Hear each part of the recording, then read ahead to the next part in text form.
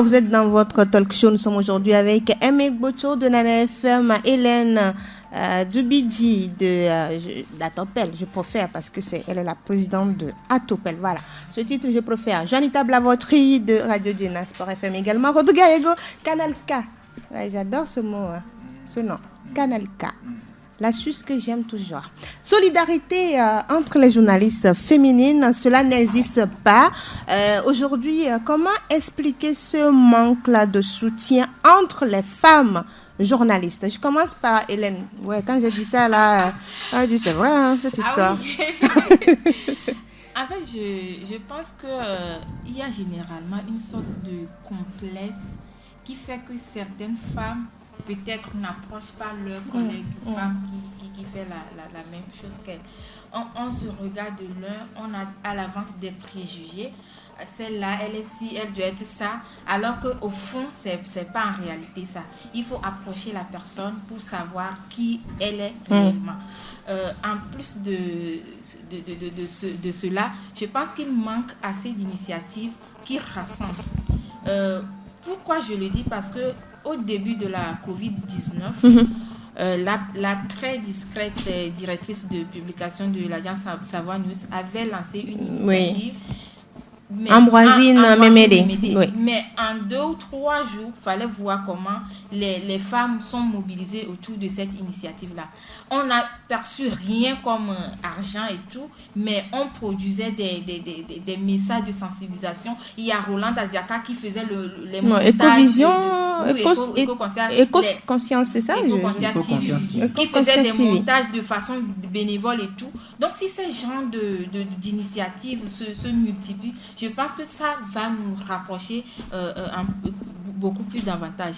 Bon, je veux aussi peut-être la première idée que j'avais soulevée, c'est-à-dire le complexe vis-à-vis que nous avons vis-à-vis de nos consoeurs.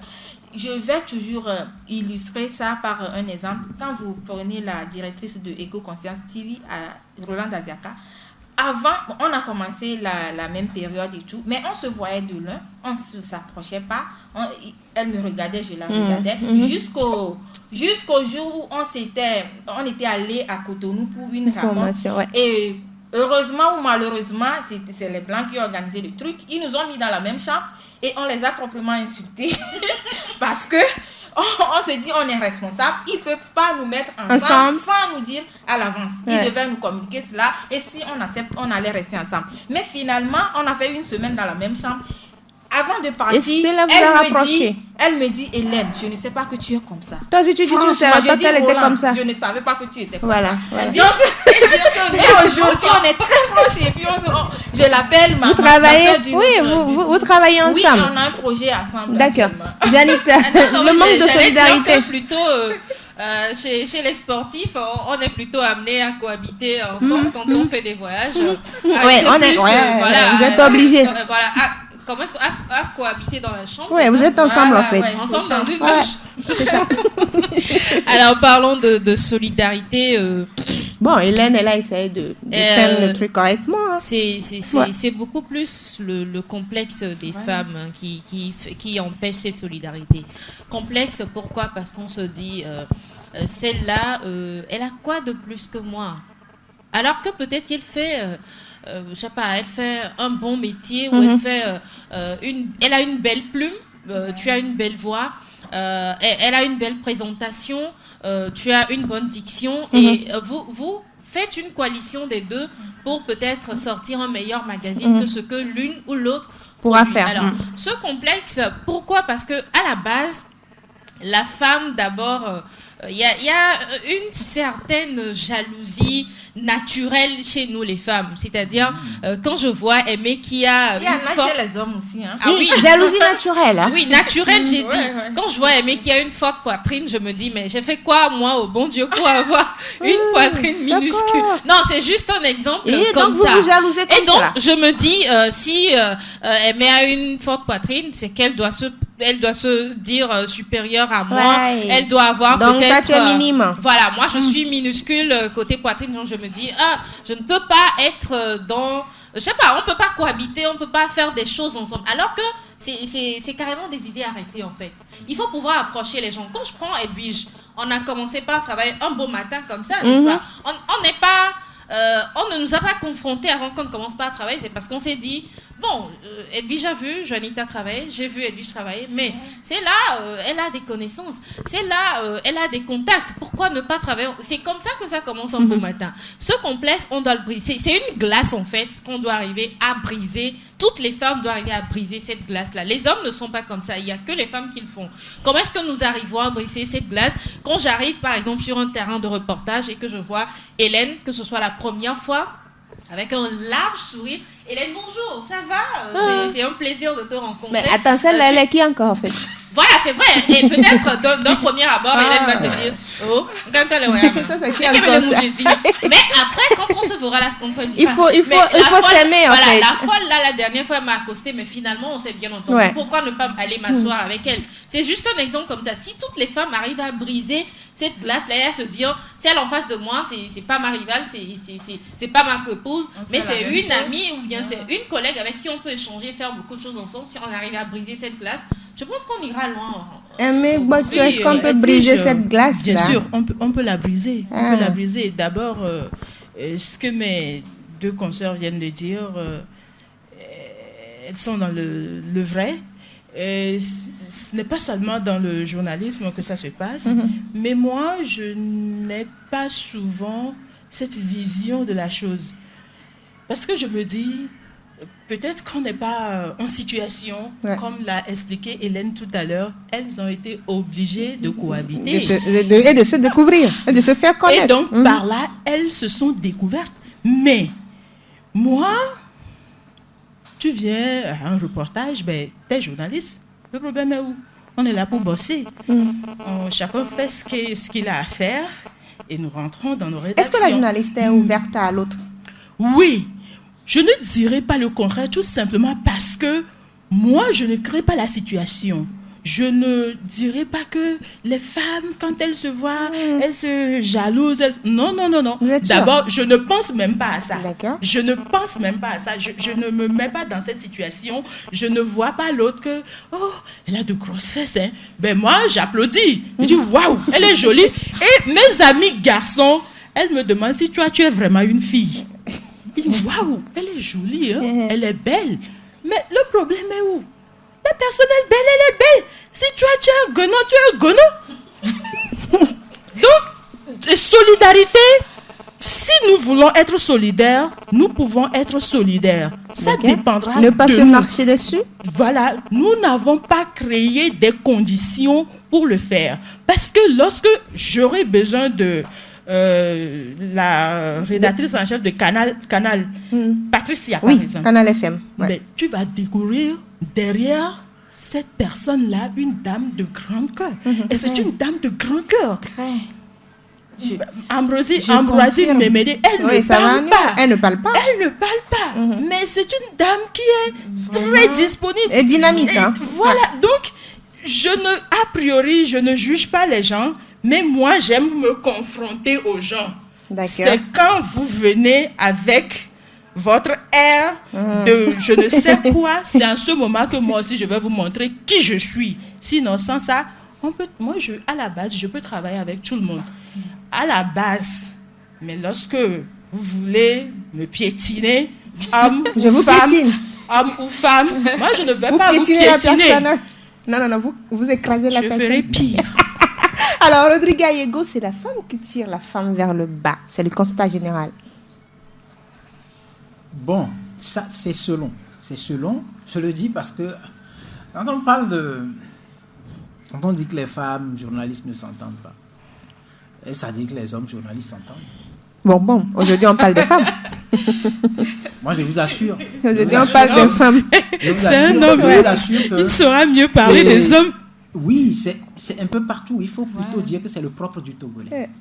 Je dis, le Togo est un pays bizarre dans lequel vous pouvez avoir un parfum de fée. Vous n'êtes pas parfum au Togo. On ne se soutient pas, on se déteste. Pas au Togo. Pas au Togo. Et c'est bien dommage. Mais j'ai fait une certaine expérience que nous avons aujourd'hui en commun. au sein de l'Association des journalistes sportifs indépendants du Togo, par exemple. Chez nous, on ne distingue ni la femme de l'homme. Nous sommes tous journalistes. Et chaque année, au moins, excepté l'année 2020 où le coronavirus a fait défaut, on se retrouve toute une nuit pour nous défouler, danser, chacun se découvre, et puis basta. Qu'est-ce qui se passe? Je l'ai toujours dit, l'hypocrisie est naturelle. Ça se casse. Mais on ne peut pas forcer deux personnes qui ne veulent pas être ensemble à être ensemble. Mais l'hypocrisie, on peut faire un travail personnel pour casser ça. Mais l'hypocrisie gangrène la corporation, autant chez les hommes, autant chez les femmes. Moi, c'est Hélène, je voyage beaucoup. Moi, j'ai quoi à faire avec Edwige ou j'en sais rien. Moi, par exemple, c'est Roland Daziaka. Je suis dans les sphères... voilà, je vais aller beaucoup plus à l'extérieur. Je suis patati patata. Qu'est-ce que moi j'ai à faire avec? Non, c'est plutôt à elle de venir vers moi. Je sais rien. Moi, je suis Edwige, je suis patronne de mon organe, et puis j'ai quoi à foutre avec? Non, bon, si vous n'avez pas besoin d'elle, en fait. C'est archi faux. C'est archi faux. On a besoin du plus petit que soi. Je le dis, je porte depuis des années une vision de Web TV. J'ai amené des confrères ghanéens à l'asseoir confortablement, ça se multiplie aujourd'hui. J'ai fait pareil à Dakar, ça prend de l'ampleur. Mais je vous assure, j'en discute tout le temps avec Edwige au Togo, je n'ai pas encore trouvé qui partage cette idée-là. J'ai trouvé des gens qui sont bons en caméra, je leur ai dit, écoutez, moi je ne peux plus tenir la caméra aujourd'hui. Ça ne veut pas dire que je ne m'y connais pas. Je dis, les gens me disent, mais crée ton organe. Je dis, je vais créer mon organe pour quoi faire? Je préfère encore rester à la Gazette du Togo que d'aller créer un truc en plus. Il faut créer pour créer. Par contre, si on peut se mettre ensemble et créer, par exemple, quelque chose, pourquoi ne pas le faire? Mais l'individualisme, c'est ancré dans nos mœurs. Nous portons ça comme des colliers et nous pensons que c'est un luxe. Mais quand est-ce qu'on aura la chance? C'est de l'ignorance, en fait. Quand est-ce qu'on aura la chance? Chacun préfère être responsable. Non, c'est de l'ignorance parce qu'on a toujours besoin de plus petit que soi. Oui, mais malheureusement, c'est ce qui se passe. C'est ce qui fait que quand on arrive... D'ailleurs, par exemple, je n'aime pas les groupes de 2-3. Pourquoi? Parce que quand ça commence par se mettre à 2-3, Dieu seul sait ce qui se dit. Surtout quand... Et puis c'est pour ça, par exemple, moi, personnellement, quand j'arrive sur un lieu de reportage, je trouve ma place, je m'assieds bien, je fais mon boulot, basta, je m'en vais. Je ne cire aucune chaussure avec personne. Si je m'habille, que je sois beau ou laid, je pense que j'ai des tas de miroirs à la maison. Si je n'ai pas pu voir ça chez moi, c'est que je sors comme je veux. Donc cette histoire-là, c'est qu'on ne s'aime pas. La confraternité n'existe pas. Et surtout qu'aujourd'hui, il y a une certaine facilité à parler de mort par empoisonnement dans notre corps. Vous êtes encore en sport, mais là aussi, il y a des éléments qui en parlent. Ne parlons pas du monde politique. Ça fait que, avant d'aller manger chez Kodjo, chacun a peur de l'autre. Mais moi, Rodrigue, par exemple, tout de suite, on ne mange pas? On mange. La confraternité... Si elle même invite demain, on va manger. Si Hélène m'invite, on va manger. Oui, mais apprenons tout simplement à comprendre que nous sommes des confrères. Ça s'explique par le nombre d'associations que nous avons en tant que journalistes. Nous les avons parce que certains pensent que c'est leur monde à eux. C'est ma chose. Bon, ça, c'est un discours qui m'énerve. C'est à cause de ma chose là que nous sommes dans ça. Sinon, on devait peut-être avoir une ou deux associations et nous greffer dessus, apporter nos idées avancées. Ça stagne. Il n'y a pas d'activité, il n'y a rien du tout. Oui. On veut s'enfermer dans un... D'ailleurs, je suis en train de préparer une association. Déjà aussi. Alors, Hélène, non. Cette histoire, tous les jours, il y a des associations et tout ça, mais on ne voit pas les actions concrètes sur le terrain. Aujourd'hui, la femme, on a parlé de solidarité. Il y a un autre frein à son éclosion, c'est le harcèlement. Comment vous arrivez à vous en sortir, d'abord avec Hélène? Bon, moi, je n'ai jamais été harcelée par qui que ce soit, je ne me rappelle pas.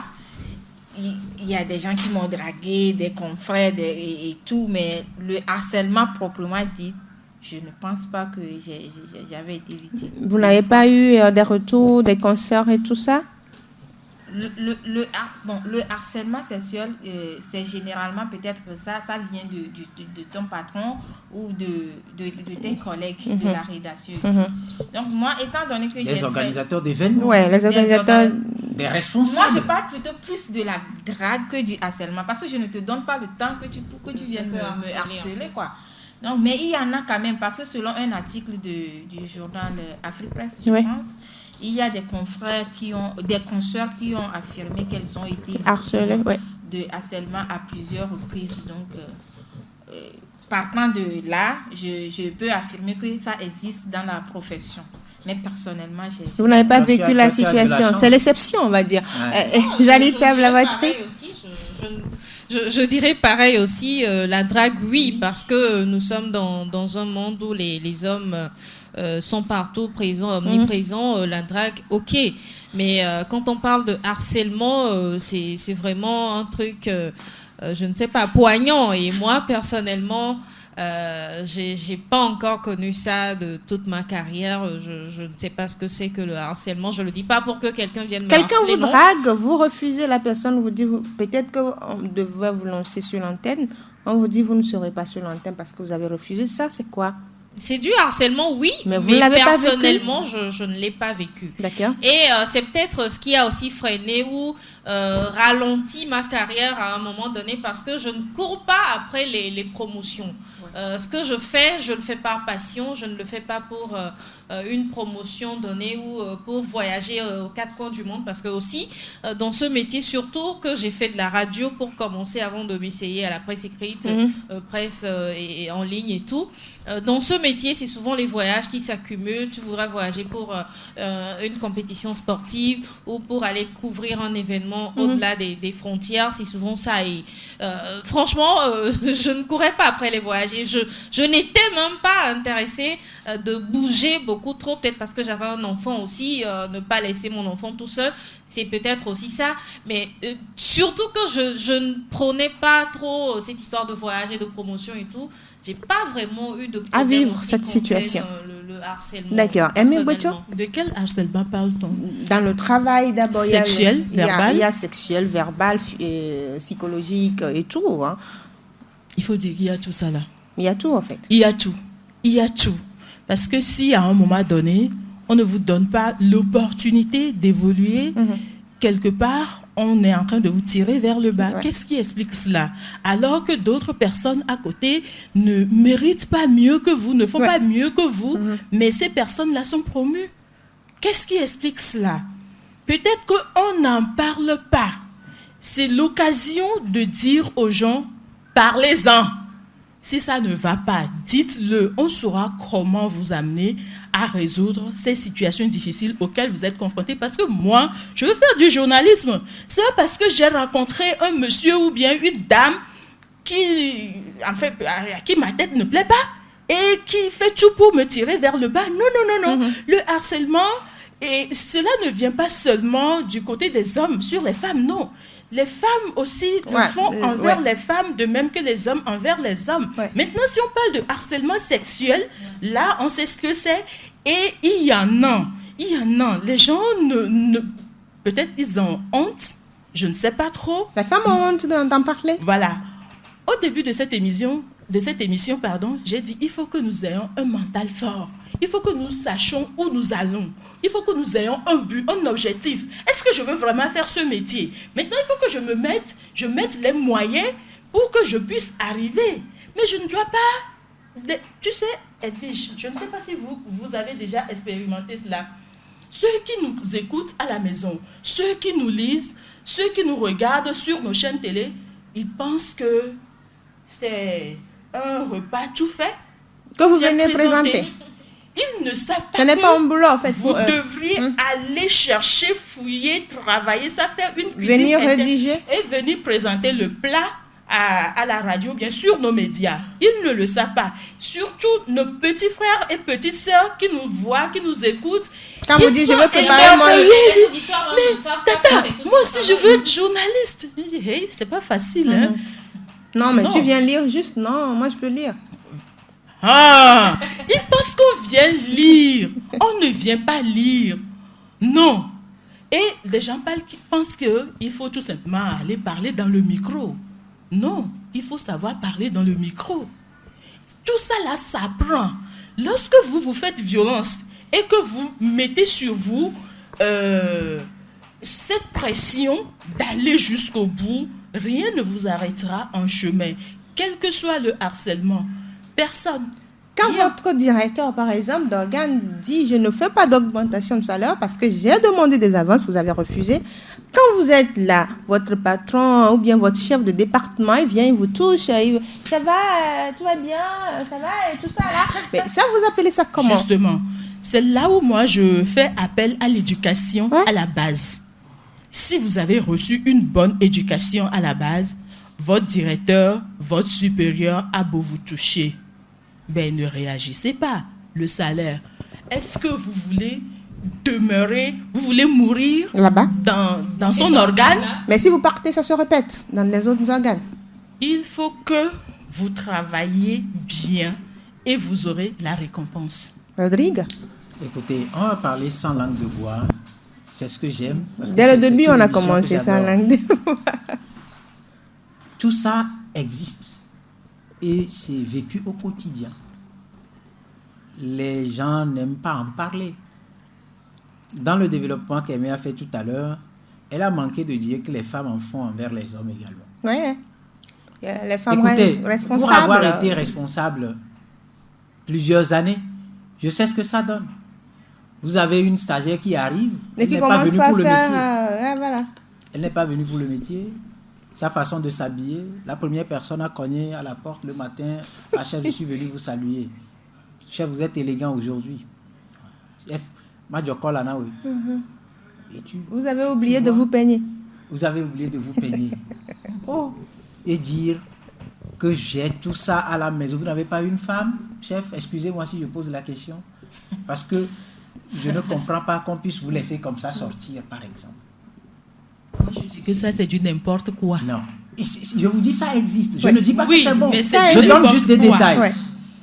Idem pour, par exemple, moi, on m'envoie des dossiers. On me dit, ce sont des stagiaires. C'est des gens qui veulent venir faire stagiaire.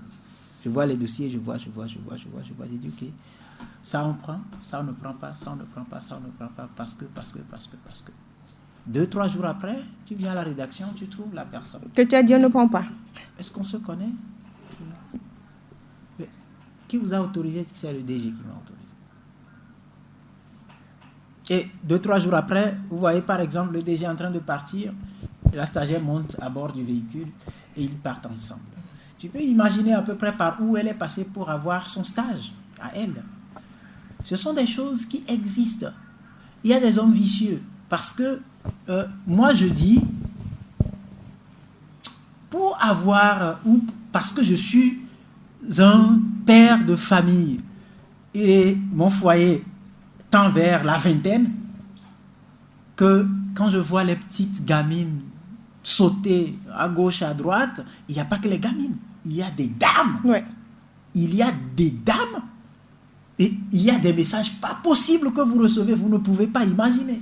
Donc le harcèlement existe bel et bien et il faut en parler. Mais je suis d'accord quand Aimé parle d'éducation. Si vous avez reçu une bonne éducation, ce n'est pas par exemple en insultant la personne que vous l'éloignez. Gentiment vous demandez à rencontrer la personne. DG, juste un instant, je veux échanger un peu avec vous. DG, vous savez, je suis une femme mariée.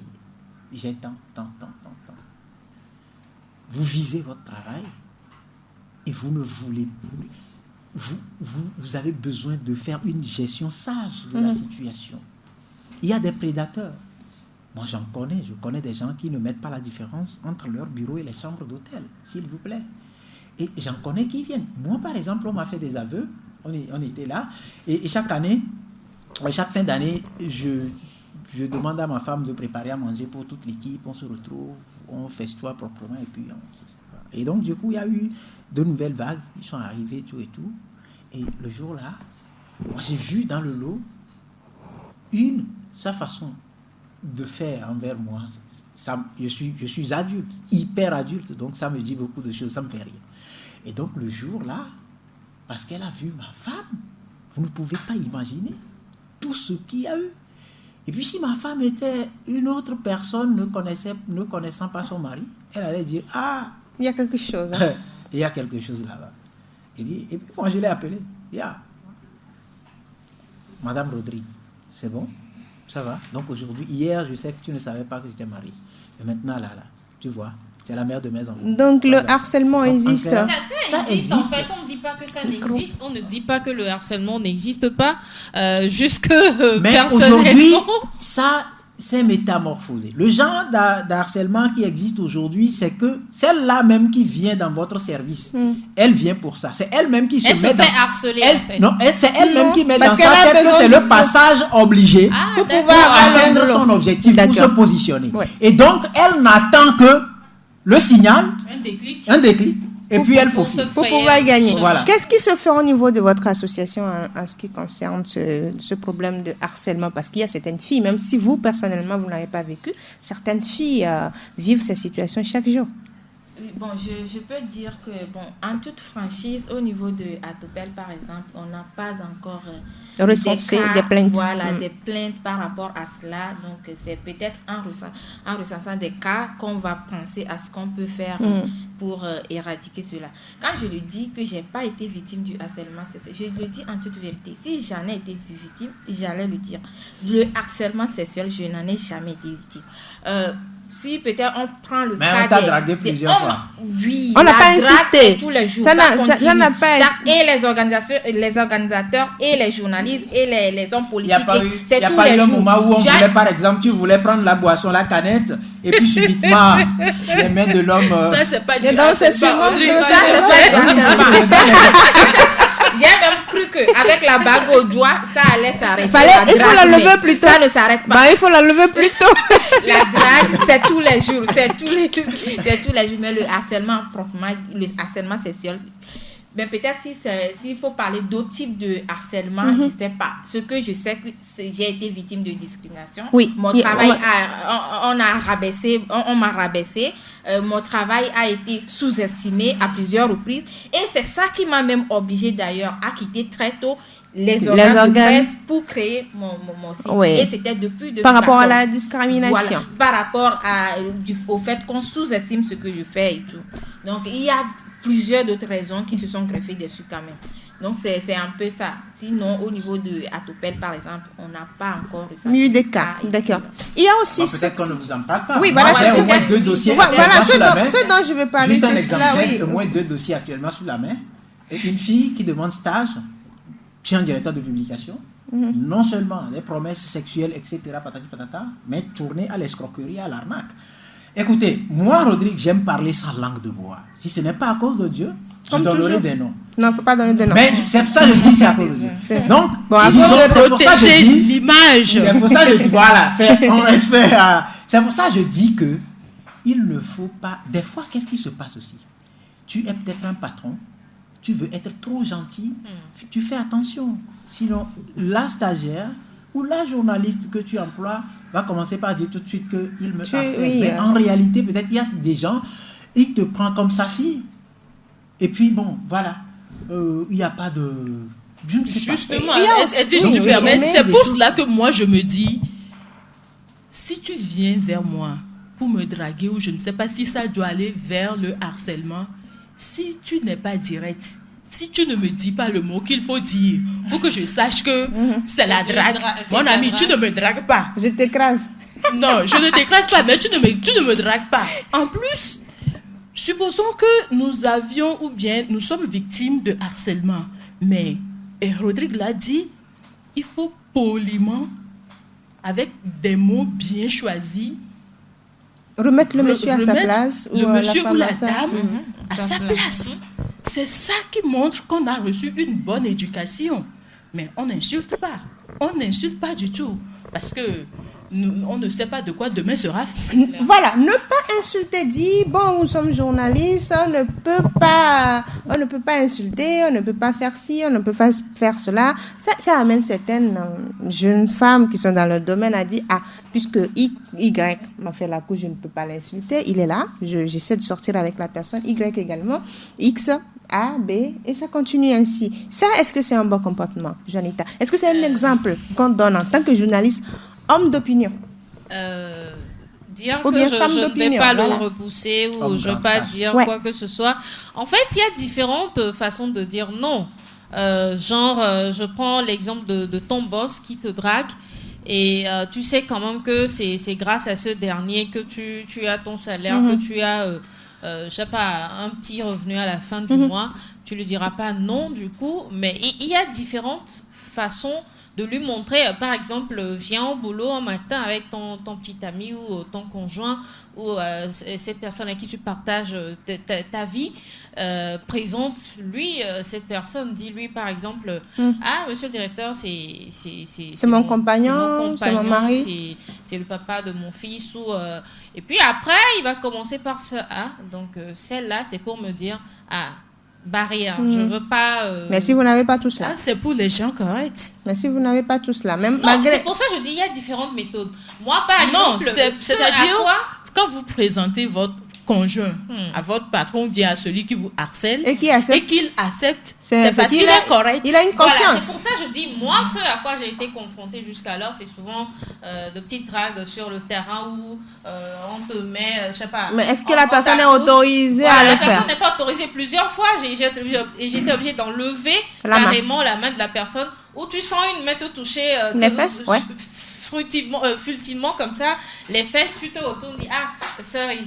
Et le regard déjà que tu poses sur cet homme, où il y a différentes manières de repousser. Et même je prends un exemple de séminaire sur Palimé, l'organisateur, il sait très bien que c'est toi qui seras sur ce séminaire et il s'arrange également à être présent et c'est pendant la nuit qu'on vient toquer à ta porte. À une certaine heure, moi, je n'ouvre plus la porte de ma chambre d'hôtel parce que je sais que j'ai fini de manger, j'ai fini mon boulot, je ne sais pas pourquoi j'irai ouvrir la chambre de l'hôtel. Et mon téléphone également est éteint. Tu m'appelleras en vain, tu me trouveras. C'est-à-dire qu'il y a plusieurs facettes pour éloigner ces dragueurs. Oui, mais certaines filles diront c'est plus facile quand vous le dites ainsi, mais pour l'appliquer, c'est compliqué. Edwige, dans la vie courante, j'écarte le domaine du journalisme. Dans la vie courante, si on vous drague, est-ce que tous les hommes qui vous ont dragué, vous allez les suivre? Non. Du tout. Les femmes ont... Je ne suis pas sûre, Rodrigue, s'il te plaît. Les femmes ont mis un moyen pour... Je ne veux pas dire tromper, mais ne pas répondre aux avances. D'accord. Elles ont tous les moyens. Elles ont toutes les clés. Et elles le font très bien. Ben, si vous tombez dans cette piège, peut-être c'est parce que vous le voulez, ou bien peut-être vous êtes tombée amoureuse ou amoureux. Ou bien vous voulez la facilité. Bon, moi, je ne veux pas aller sur ce terrain parce que je dis toujours, on est de grandes personnes, il n'y a pas de mineurs parmi nous, nous sommes de grandes personnes et nous savons ce que nous voulons. Ben, si vous l'avez fait, peut-être pas erreur, mais ressaisissez-vous. Si la personne insiste... Si la personne insiste, vous ne pouvez pas partir. Insistez aussi dans votre nom. La personne insistez. L'éducation à la jeune fille, c'est ça. La personne ne veut pas. Il y a quelque chose. Il faut partir. Donc partir si la personne insiste. Partir n'est pas la solution. Partir. Et si une autre arrive, il faut qu'on en parle. Si vous déjà c'est un début. Une autre il faut qu'on en parle. Deux, il faut qu'on arrive à mettre en place un mécanisme qui dissuade les candidats, ces prédateurs sexuels. Ouais. C'est très important. Mais si on refuse d'en parler, par exemple, moi je vous dis, il suffit d'aller sur un lieu de reportage. On se retrouve avec ces jeunes journalistes, mais ils sont capables de commencer par mentionner les noms des concerts qui étaient déjà... Vous savez, ce n'est pas toujours vrai. Ce n'est pas toujours parce que... Voilà. Attends, je vais aller plus loin. Il y a des responsables qui s'envoient des textos pour dire attention, moi je suis déjà passé par là. Il ne faut pas toucher. On ne va pas. Il y a des choses, moi je vous dis, je parle toujours sans langue de bois. Donc il y a un livre en fait. Tout ça là, ça se passe. Oui. Et puis il y a au même moment, on avait décelé il y a quelques années un réseau de jeunes filles de la capitale qui se sont lancées comme défi de, excusez-moi, coucher avec tous les techniciens des radios. Et elles ont réussi le pari à plus de 80%. Ah bon? Monique, tu es sérieux là? C'est quoi cette histoire? Pardon? Je vous parle d'un monde. C'est très complexe cette Il histoire. faut qu'on ait le courage De briser, chat, il faut chat, briser le silence, il faut chien, en parler chien. pour mettre un Voilà. terme à tout ça. Voilà. Tu es là, que tu sois homme ou femme, tu plais à quelqu'un ou à quelqu'une à la maison, au marché, ailleurs, un peu partout. Ça, vous ne pouvez pas refuser cela. Mais que faisons-nous? Comme je le dis, sans trop aller dans les détails, commençons par en parler, ça va freiner. Mettons en place un mécanisme, parce que seul, ce n'est pas une guerre qu'on peut gagner. On ne va pas aller loin. Sinon, s'il faut tendre, par exemple, le micro à des journalistes dames que je connais, elles vous Non, diront. puisque j'ai eu déjà des échanges vous avec diront. certaines dames qui ont vécu Elles vous cette diront situation. par où et ce qu'elles ont vécu avant d'arriver là où Elles sont. Et certaines, par contrainte, ont dû se prêter au jeu.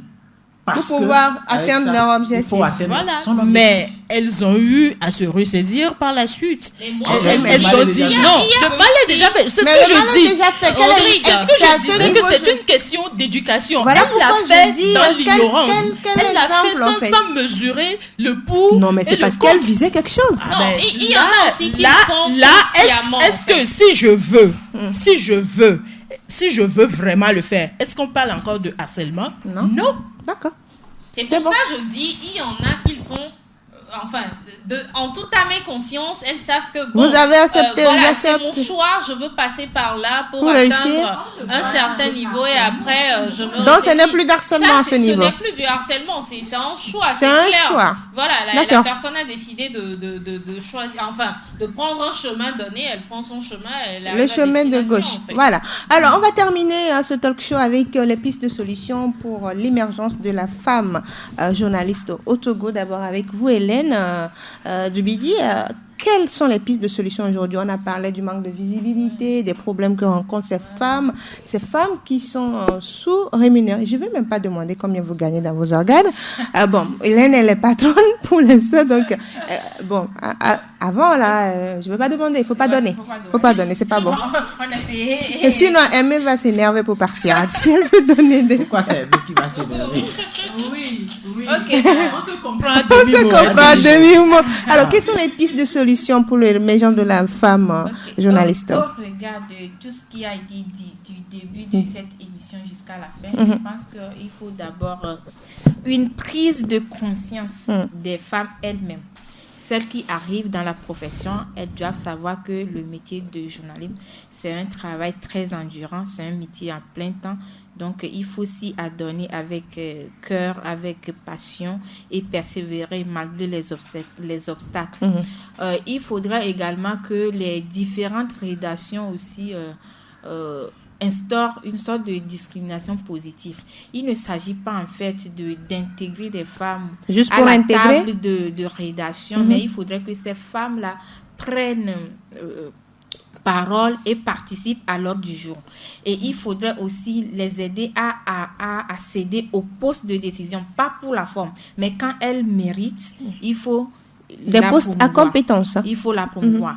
Et en ce qui concerne peut-être notre ministère de tutelle ou encore Le la ministère HAC, de la ou communication et encore des la médias. HAC, ils devront peut-être adopter un plan d'action genre qui permettront de faire la promotion du genre dans la profession. coopération. Voilà. D'accord.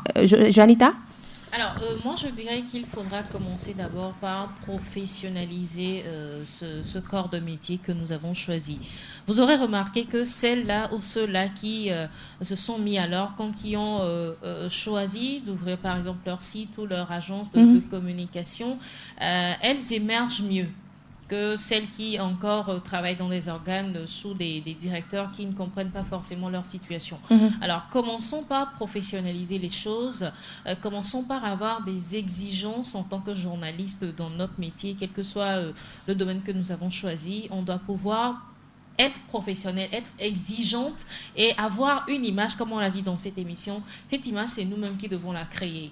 On n'attend pas que quelqu'un vienne créer cette image pour nous. Créons cette image et ensuite, mettons-nous en valeur. Comme ça, celui-là ou celle-là qui vient vers toi pour un boulot connaît déjà ta valeur. Elle ne pourra jamais te sous-estimer ou te rabaisser au niveau où tu ne voudras pas être. D'accord. Et c'est à nous-mêmes de faire cette image. La personne viendra le faire pour nous. Je crois que... Aimé Bocho, quelles sont les pistes de solutions pour l'émergence de la femme journaliste? Oui, Juanita a commencé par marcher sur mes mots. D'accord. Je parlerai de formation. D'accord. Parce qu'elle a dit... Se faire former. Voilà. Elle a dit, il faut être professionnel. Mais avant de devenir directrice comme vous l'êtes aujourd'hui, directrice comme Hélène, ben, on doit passer par quelque part. Ouais. Il faut se former. Même si nous sortons des écoles de journalisme, nous sommes obligés de passer par des stages, de faire des recherches, de se perfectionner, oui, voilà, au fur et à mesure. Faire des recherches, peut-être beaucoup de personnes ne le comprennent pas dans le même sens, parce que un jour, comment il s'appelle, Atouté Agbobli, paix à son âme, était passé dans nos rédactions et qu'est-ce qu'il nous a dit? La toute première fois qu'il a pris sa plume, alors qu'il était déjà, il avait déjà son doctorat. D'accord. On a froissé son papier 10 ou 50 fois. Le premier papier qu'il a rédigé. Le premier papier qu'il a rédigé, on l'a froissé 10 ou c'est quelque chose comme ça. Il a donné un chiffre qu'aujourd'hui, les jeunes qui arrivent dans le métier se disent, mais c'est pas possible. Moi, j'ai fait une école de journalisme. Ouais, tu froisses le papier, on ne comprend pas, on dit que vous êtes méchante ou méchant. Voilà, alors que écrire un papier de lancement, nous tous nous le savons, enfin, sujet, verbe, complément. Ne cherchez pas des mots que les gens ne peuvent pas comprendre. Mais c'est ce à quoi on assiste. Vous vous dites, mais moi j'ai le doctorat, toi tu n'as même pas le bac. Et tu viens me dire quoi? On ne veut pas apprendre. Voilà. Il faut se former, être sûr de soi, dépasser les limites, aller au-delà des exigences que nous sommes fixées. Il faut le faire, on peut le faire. Si c'est ce que vous voulez faire, on peut y arriver. Et aujourd'hui, pour les femmes du milieu, oublions tout ce que les hommes font autour, parce que moi, excusez-moi, je viens en reportage, je ne vous connais pas. D'ailleurs, vous n'oserez même pas poser la main sur moi. Vous le faites, je vous dis pardon,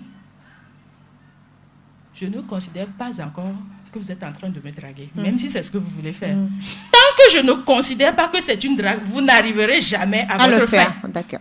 Vous n'allez pas ne aboutir. Pas donner le temps et l'espace.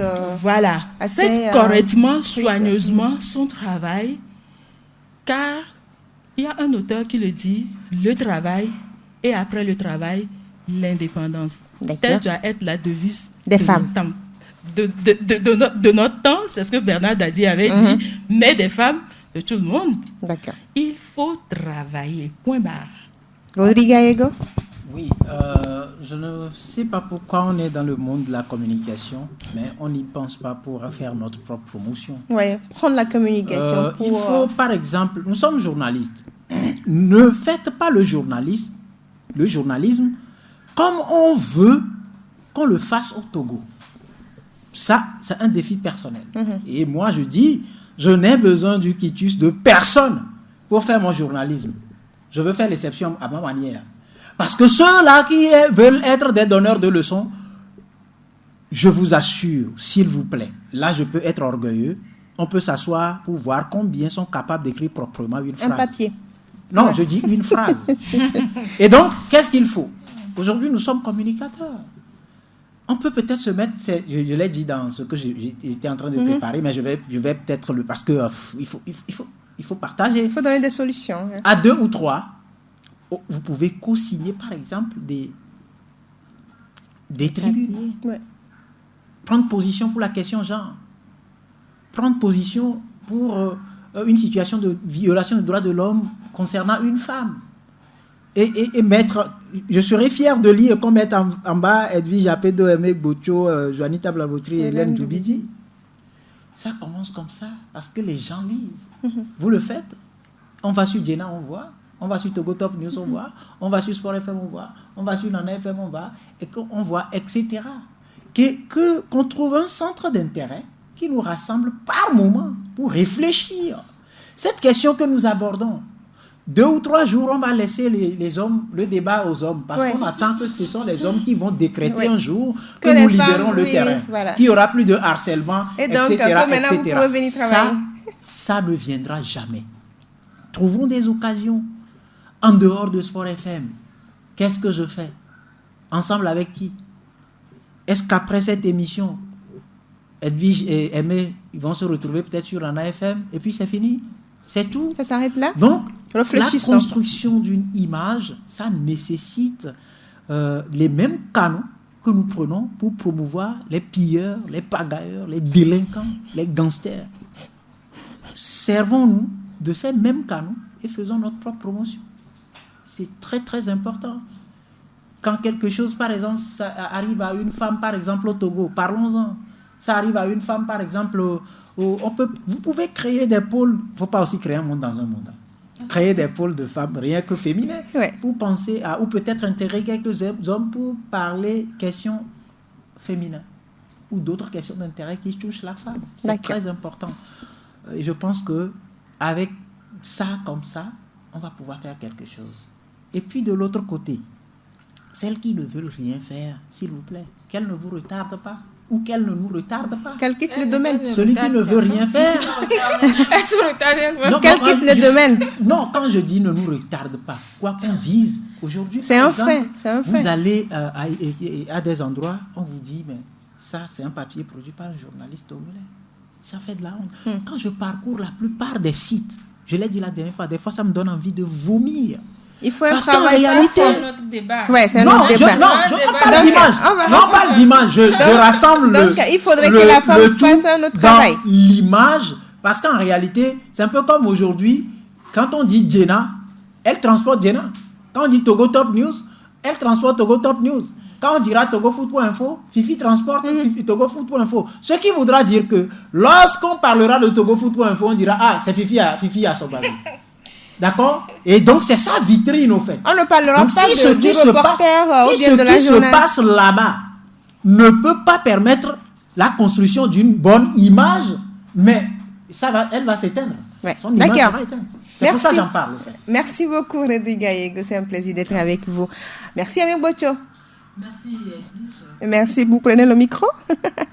Merci à Amin Bocho d'avoir accepté. Merci Edwige, merci beaucoup. Merci aux Joanita Blavotre. Merci Edwige et merci à ce plateau très garni. C'est pas tout le temps qu'on retrouve des femmes. Oui, c'est intéressant. On devrait pérenniser l'événement et ne pas attendre le 8 mars pour se retrouver et faire un talk show. Un talk show par mois, pourquoi pas. Une émission dénommée Au Féminin. Donc vous lancez Au Féminin. Vous lancez Au Féminin. D'accord, j'ai compris.